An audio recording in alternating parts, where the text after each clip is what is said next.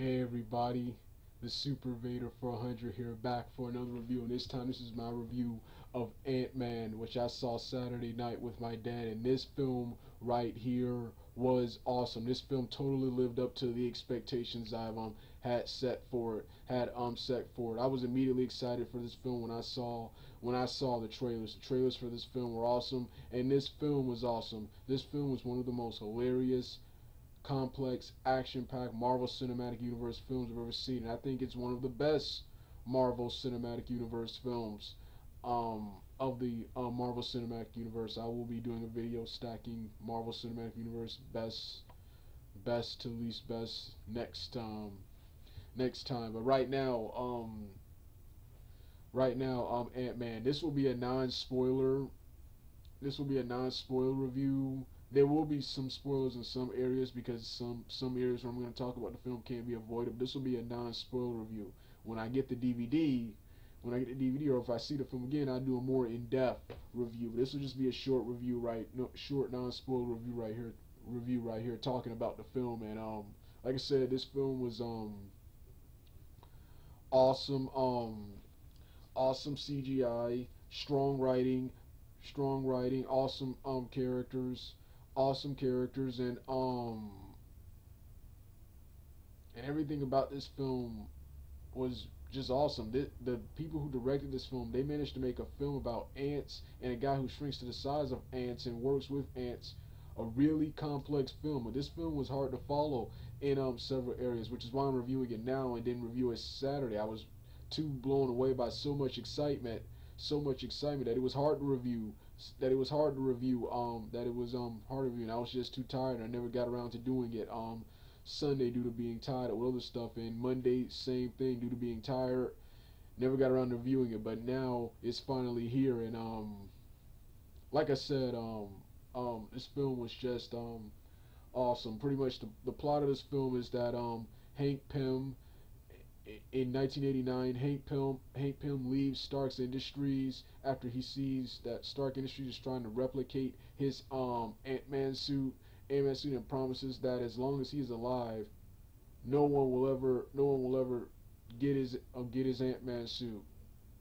Years later, in present time, Darren Cross and Hank Pym's daughter Hope have forced their father out of his own company, and are trying to replicate the Ant-Man. And Darren Cross is close to replicating the Ant-Man suit with his suit, the yellow jacket. Then we cut to the main character of this film, Scott Lang, who is a thief just returning from prison, who is struggling to pay child support and can only see his daughter if he promises to pay child support. And he tries several jobs, but because of his criminal record, cannot seemingly get a job. So he moves in with his friend Louise, and the boys. One of them, Tip, played by rapper T.I. He promises to give up crime, but due to difficulty finding a job, he goes on a new assignment with Louise. They plan another heist. And on this mission, on this assignment, they're looking to steal something valuable, but end up stealing what looks like to be a motorcycle. What looks like to be a motorcycle suit. And Scott Lang is then caught.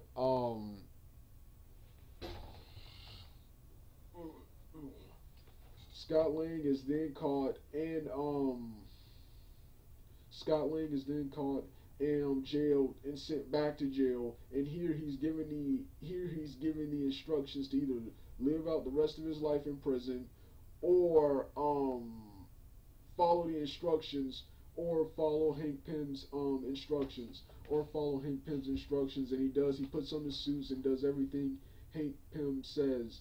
And back at the house, Hank Pym tells him everything why he's wearing the suit, and that he's training him to get the yellow jacket suit from Darren Cross. his daughter Hope, who wants to wear the suit, but her father refuses. Her father refuses. She still agrees to train Hank. She still agrees to train she still agrees to train Lang in a comedic scene where she teaches him how to fight. Uh, um and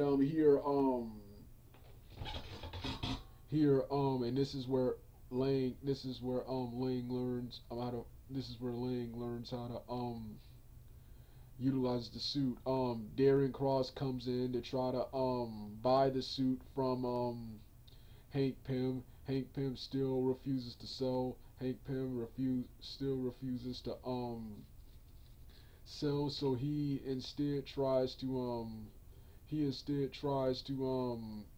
kill Hank Pym and take over.